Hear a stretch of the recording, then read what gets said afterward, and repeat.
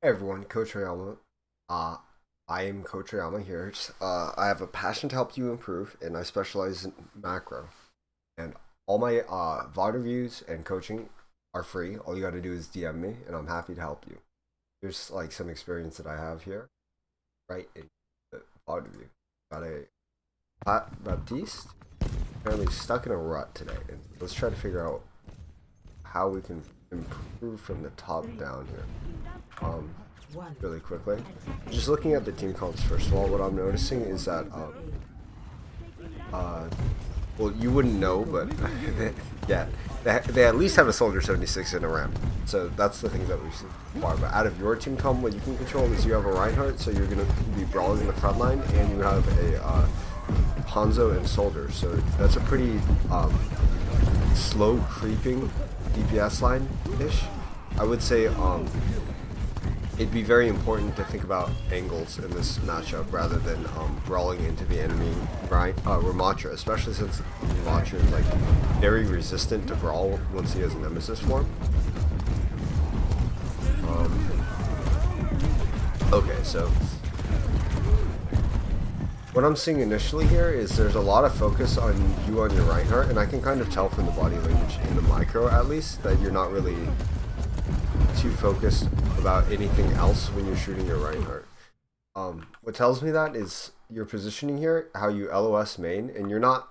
If we paused here and I asked you like who is in main, so this is like an awareness issue. If I asked you who is in main here, if there's a Cassidy here or like really any hit scan player playing around statue looking for a pick, probably get the pick on you. That's shoulda, woulda, coulda, but here I would like you to have a bit more awareness, and also while you're right clicking, the fastest or the most efficient is if you get some left clicks in on the enemy tank or on the choke while you're right clicking. So if you can practice to the point where you get your flicks down to right click and then you shoot the choke and then flick back and then heal, shoot the choke and flick back and heal, you'll get so much more value out of your toolkit here. See it, and then your Reinhardt suicidally charges in here, and it's very important to hit your lamps. That's the very most important part about Baptiste's kit. It's like milk, except even more important, or not even more important. Milk is like more broken than the lamp, but still, try to practice getting the put a lot of emphasis in hitting those lamps. For this gameplay, it's not that bad. I feel like your positioning is a bit sticky, I'm gonna call it. Rather than positioning adaptively to how the fight is playing, you're positioning around the chokeholds, which is good because you could not be positioning around the chokeholds. But what I want to see is that you're positioning, you're more aware of who's alive and who are the threats on the enemy team and where the threats are, and versus like where you can push up to get value.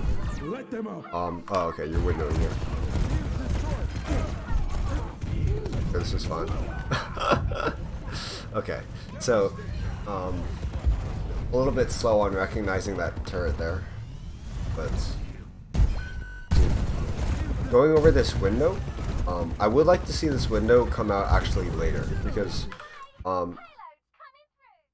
I feel like patience is a good key to have, and if we look at the overarching team fight of what's going on in this fight, let's think about the structure of how team fights are centered. So you have the first part, which is pre-fight, then you have mid-fight, and then you have cleanup. And so if you're using your ult during cleanup, that's a complete waste of your ultimate every single time. If you're using it too far into pre-fight, that's a complete waste of your time. So you need to use it somewhere in between in mid-fight where you can turn the fight. And I'd rather use it earlier than later in the mid-fight. But here we're still stuck in pre-fight, and you used your ultimate really early. So what happens is you get the pre-fight here, and you did get a kill. But what happens if we waited and used your ultimate just a bit later? So if we waited for the cart to push up, and let's say we're waiting, and so you use your ultimate now, when this Ramattra is forced to push up and contest the choke, or just a little bit after when the cart is at the chokehold, they're probably all going to be like walking in the open and pushing up to support the Ramattra here, and you're going to catch them all out with the window. And the thing is, the Ramattra has to LOS back here. Everyone else has to LOS all the way back here, but your team will be ready to follow up on the window and be able to push through and push the advantage into the enemy. And so I think this is a timing issue because this is a really good window and it catches the enemies out really well. It's just the timing of the entire thing because your team's not ready to follow up on this window here. And then your death is a bit tragic, not gonna lie. The only thing that could have prevented your death was maybe a little more awareness, but that comes with time. Being aware of your awareness will help you improve your awareness, as well as, you know, playing more and improving your mechanics, and then you'll eventually have more awareness. Okay. Again, I feel like you're shooting your tank a lot. Which, okay, it's fine, it's fine. What I want you to do on Baptiste, especially because you cannot think until you have your mechanics down. So instead of just shooting your tank, get yourself in a position where you can be flexible and start shooting the enemies. So like the turret right there, perfect. But as soon as you see your team's full health, like I saw you check there. You shot the turret and then I saw you check. I feel like you have two parts of your brain that you're like healing or damage. And you're just trying to like only do one at a time. You should position in the middle and be in the middle where you heal a little and then do damage more. And then you're able to shift like completely to one side when you know for sure that like there's no healing to be done here and I need to do damage. For example, right here, there's no healing to be done. I can just do damage. And then just be slightly leaning on the side because it's not like cleanup phase yet. You can't just like completely go over and never switch over again. So if we can get to the point where you're always near the middle and yeah, so you're on damage here and then now you're on healing. But we could still be getting a lot of value even just shooting that shield right there. 300 damage on Ramattra's shield is actually a lot of damage. Because if you do 300 damage, and then your Ana does 200 damage, and your soldier does another 300 damage, and then your Doomfist shoots it 4 times, that shield is already broken. And that's the difference between them pushing up through the choke and you having less angles on them versus like having more angles on them. And sometimes that's like all of the difference. Okay. Again, I feel like you swapped to like healing here, where you just ran past 2 threats, interestingly enough. Because this Baptiste, if he started shooting you and that Ram started shooting you, you're definitely dead here. So don't prioritize your teammates' lives above your own unless they are the win condition. And this was a pretty good lamp. I would say just try not to tunnel vision as much to get this lamp out, because if you died there, then there's, you know, like nothing that you can do after your death. So make sure to prioritize your own life.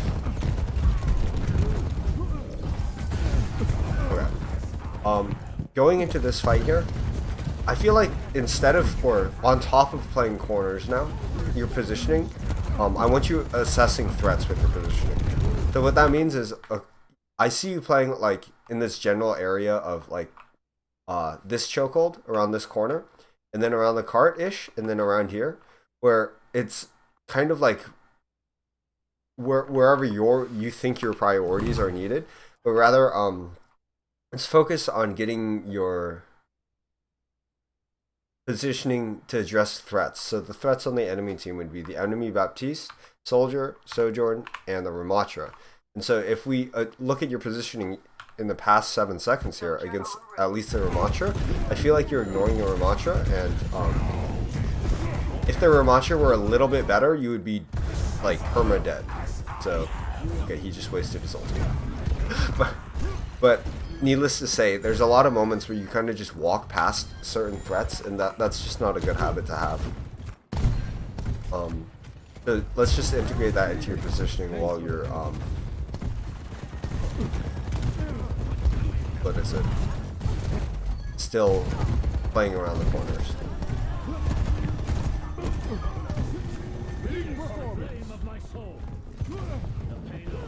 Okay. All is fine.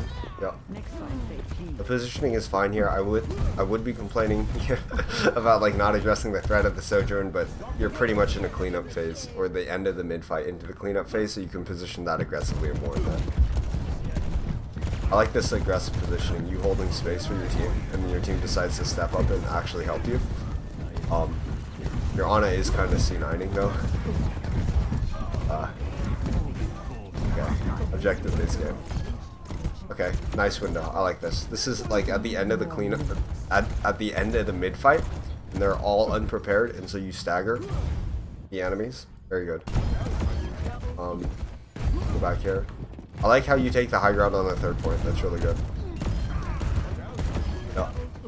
Again, even though you are getting kills here, I would like you to be a bit more aware of being able to swap between shooting and healing. And then your positioning, you get a bit greedy here with this positioning. Remember, address the threats in front of you. So when this ram gets rezzed, I feel like you tunnel visioned, and also you didn't see the trap. But you're tunnel visioning on whatever you're trying to do with your mechanics right now, instead of thinking about the overall image of, oh, I'm walking into the 4 people in the enemy team, and if they just glance over at me, I'll be dead. So that's like a critical oversight.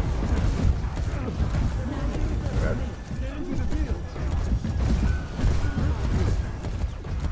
Yeah, so definitely one of the tips that I'm going to be giving you is learn the Baptiste micro.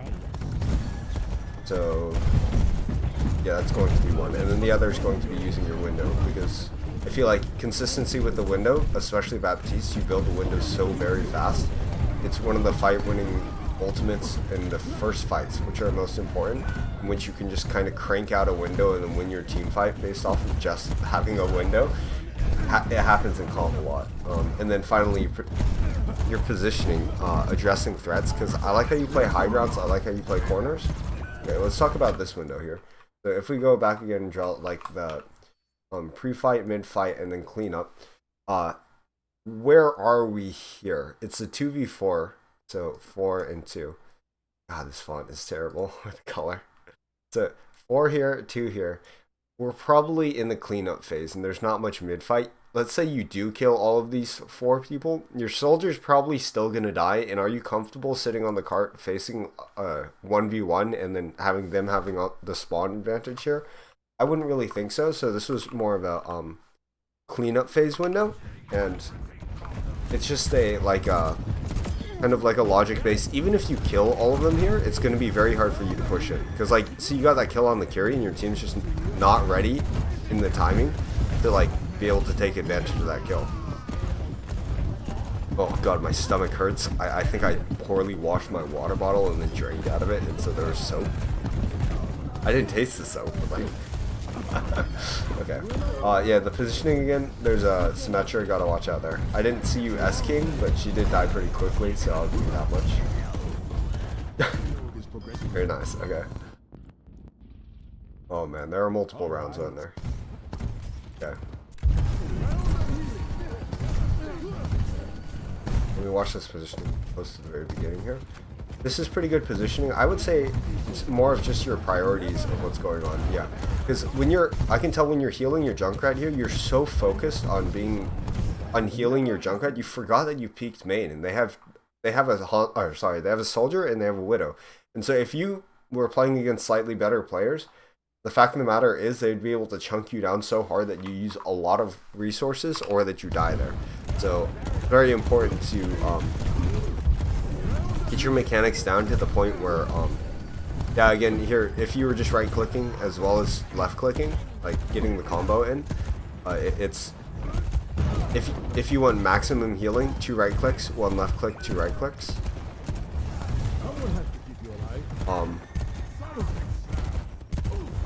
I'll go into the practice range and just demonstrate it afterwards to show you too, because it's very important when you're playing Baptiste to hold your tempo. One idea that I'd like to point out is when you're in chokehold like this, when your Doomfist unpeaks, there's no more pressure, and so it really doesn't do you any favors to keep on peaking, because it's a 4v1 right now. If you look at it from their perspective, when the Doomfist is out of the choke, you're very vulnerable, so be aware of that and play a bit adaptively with your position, then those threats are very active compared to when they're aggroed onto your Doomfist. So again here, your Doomfist is resetting because he has no cooldowns. You just use them both on the chokehold. And so you peeking in main, not necessarily the worst thing in the world because you're still dealing damage to the enemy team, but I feel like it's just very reckless and not considering the threats, because like you forced your the Sigma forced your shift out when it with just his left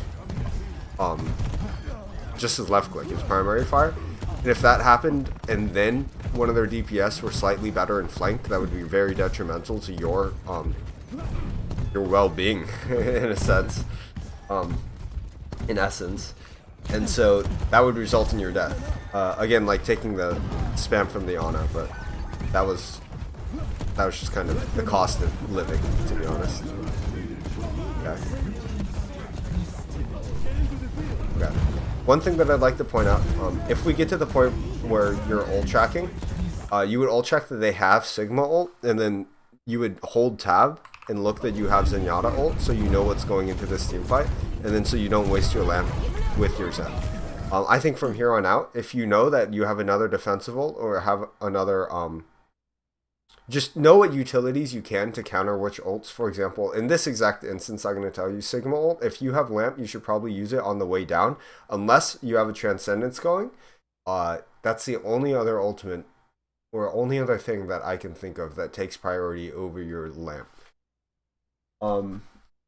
Or beat. If you beat or Transcendence, then don't use your lamp. Otherwise, always use your lamp, even if you have a Curie Milk or like a Brig Rally. Just use your lamp anyways, it's more safe. But see, here, you use your lamp and it overlaps with the Zen, and then you don't have the lamp for the Genji Blade. Small things all add up. And that's just one of the small things that added up.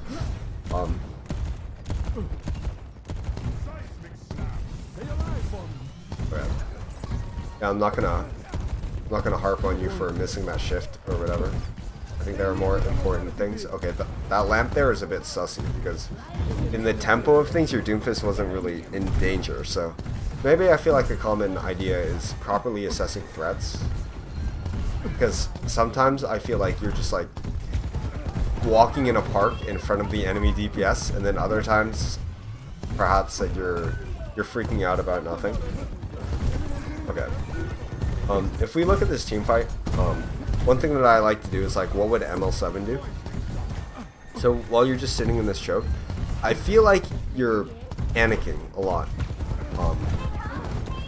Instead of just calming down and healing your team, you're doing a lot of unnecessary jumps. When it's like, where are the threats to you? There are no threats to you, and you're really just limiting your value here. This is like the first time that I've seen you really panic rather than just have like poor timing or anything. So if we can calm your mechanics down and take a breath, what I like to say for support players especially is when you reload, just calm down, stop doing everything, go behind the corner, take a breath and reload, because it's more important for you, because I can tell you're just in panic mode right now. You're not actually thinking, you're just kind of living in panic mode. So take a breath, reload, and just reset your mental. And then also here, don't stagger. Just one small thing, don't stagger. If you know your team is dead and you're losing the fight, just die with your team so then you come back in time. Small thing that matters way more as you go up in ranks, but it's the same concept applies. Okay, let's talk about this window here. Pre-fight, mid-fight cleanup. Contrary to what you might think, we're actually in pre-fight right now, because your team is completely together. I'm trying to like piece together how to say it. The reason why we're not in cleanup is because the next fight is about to happen, and just because you lost this point doesn't matter about the macro of where we are in the fight. We're setting up for this next corner here, and that's what defines the pre-fight. That's probably a really bad explanation. Let me see if I can phrase that any better. I think just the fact that there's a fight coming up means that it's a pre-fight and not in the cleanup, or not starting in the mid-fight yet, because no one has used any resources and everyone's still getting into position for the fight. So using your ultimate here in the pre-fight is a bit premature, and then it also results in your death somehow. Hold on, let me see. Do this. Yeah, one small thing. Okay, yeah, you go super aggressive into it, and then you get rocked. So your team's not ready to follow up because it's in the pre-fight. If, for example, you waited just a little bit longer and then for the cart to push up and your team starts to lose space and then you window this corner, that would be much better. Or you like get an advantage and then window this corner and catch them with their pants down where they have no cover here. One random small thing also is take a look at what your job is supposed to be, or like to think what your job is supposed to be. Take a look at your own team composition and what resources you have with or like what responsibilities you have with your team, and then what resources you have to deal with those. So at the beginning of the game you had an Ana, so you had a lot of healing. Now you have a Zenyatta, and so you have a little bit of healing. So your Zenyatta is going to be playing for Discord Orb, and hopefully he's going to be Harmony Orbing your DPS. And if you see that he's not Harmony Orbing your DPS, then it'd be beneficial to start paying more attention to your DPS. Otherwise here, note that it's very important for you to stay alive and provide more healing for your tank player. Because if you die, or if you get distracted and you can't provide the healing for your tank player, then your tank's just not going to get healed. And so it's like efficiency in your team composition.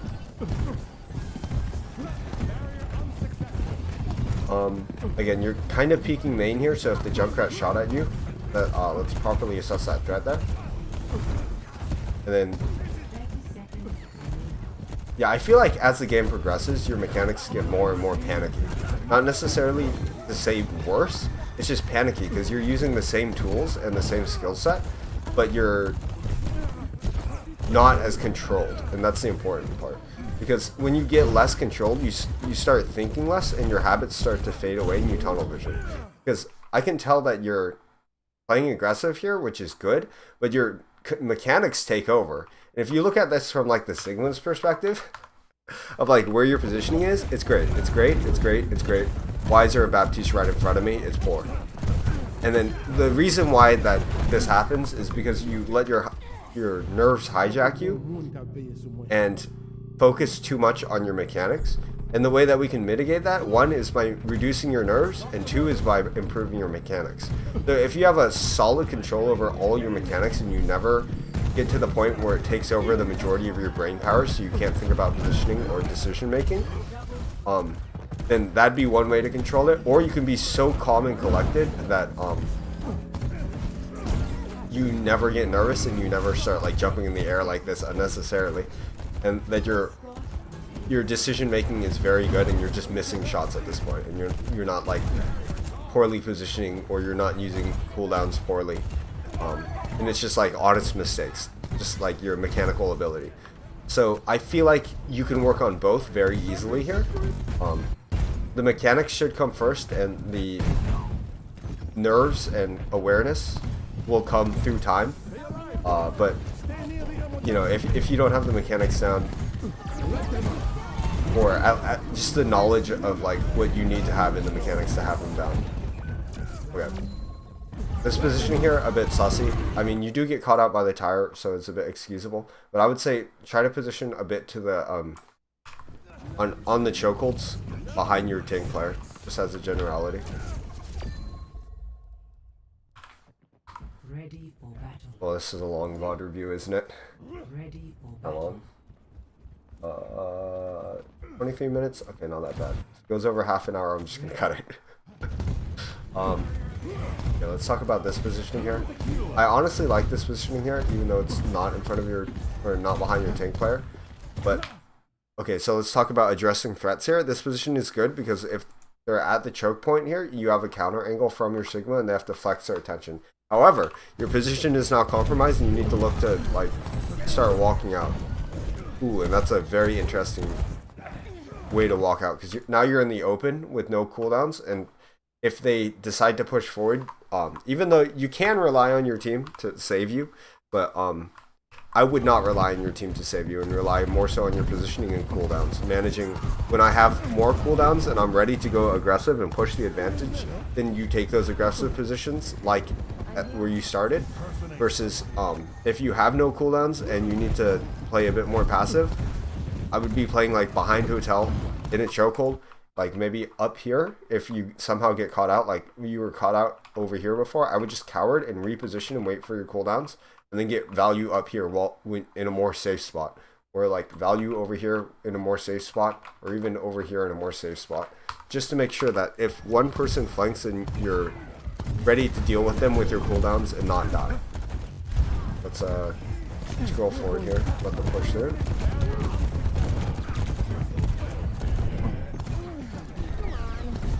Okay. Addressing your mechanics. So earlier in the game, I feel like this wasn't really an issue. Perhaps I just didn't see it, but the jumping is getting excessive, and there are certain times where excessive jumping is okay, but never would I say is it really good. I would rather have you AD strafing in a calm manner, especially Baptiste has a very manipulative hitbox. It's bad. It's real bad for the enemies to hit you. But if you're jumping in the air, like if the enemy DPS are a little bit better and they practice aim training in jumping, which there's literally like a map code on Lijiang. I'm sure you've seen it, like in custom games, like aim training or whatever on Lijiang. It's those people jumping up and down the air. That's exactly what they're training for you to use your exit boots here. So if you were playing somehow against the top 500 Smurf on Soldier, or if you got to GM and you were still doing this, oh, nice slam. I would say put it down just a bit earlier. That was really nice timing, but that was very risky.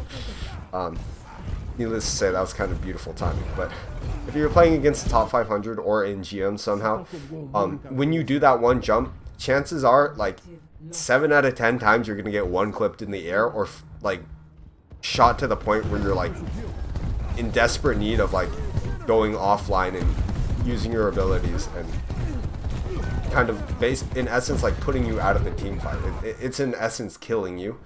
It's not as bad as completely dying, even you probably will completely die, but needless to say, yeah, the jumping is a bit much. Against the Sigma, it's okay.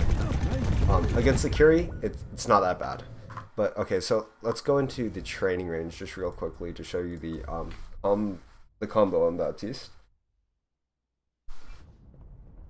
So, talking about hitbox manipulation, if I can go into third person, that'd be great. But Baptiste, if you can get some 80 strafes left and right, so I'll give you a warm-up that I like to do to warm up. First, your movement comes first, and then your aim. If you can aim perfectly, but there's someone else on the keyboard giving you random inputs, you're never going to aim right. So let's get your movement down.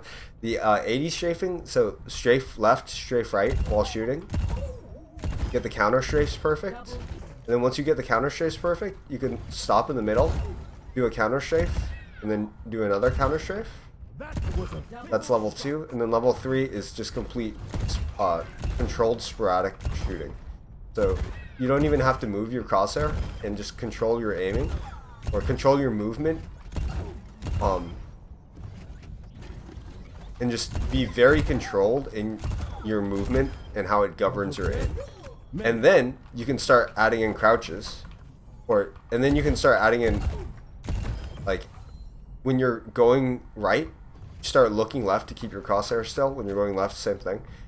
And then once you get that down and you do all 3 levels with moving your mouse, then you can start integrating crouching into your strafes, because it changes your movement. And then you can integrate jumps when needed. So for example, if a Genji, if you know a Genji is near you, or you need to get to high ground and avoid an enemy DPS, then you can use your jump. Otherwise, I don't want you jumping in the middle of the team fights. And then secondary, let's go over, how is this bot critical? Who's shooting this bot? Okay. But the healing combos, so if you right click, shoot, right click, shoot, right click, shoot, right click, that's like if you're in desperate need of healing your team, which oftentimes I feel like in Platinum, to be honest, in high GM, you'll be left click, shoot, left click, shoot, left click.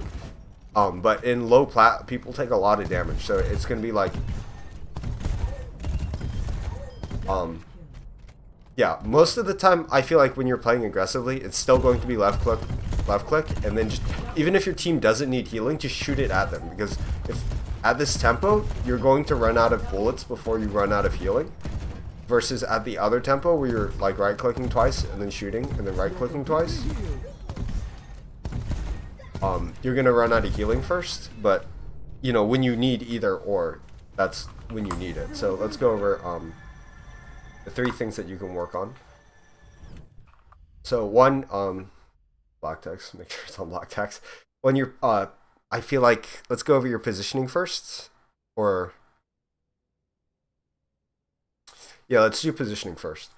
Your positioning, address the threats. So addressing threats. Uh, address threats. Threats. This is terrible. Why did I do this? I'm just gonna abbreviate it with a T. But address the threats. Your window, your ultimate, your Q. Make sure that you address, are we in pre-fight, are we in mid-fight, or are we in cleanup? If it's in cleanup, never ever ever use it. If it's in pre-fight, make sure that it transitions into mid-fight as soon as you use it. The best way to use your window is wait for the enemies to come to the chokehold and be out of position. If you can just save it for that every single time, that's probably just a okay generalization. So generalizations usually aren't good, but like if you wait for the enemies to come to chokehold and then you use your window and you catch them with their pants down in bad positions, that's most of the time really good. And then finally, your mechanics here. So get your counter strafing down, integrate crouching more, and stop using your exo boots. So if we can calm your nerves and then calm your mechanics, and so that means integrating the left click, right click, left click, right click, and then when you really need it, right click, left click. Think of it like in bursts of 3. The right one is more awkward. If you can get more shooting in than you're healing, then that's optimal. But in plat, shit happens. You got to deal with your team when they're taking a lot of damage. So I'll write it in notes and then also have it for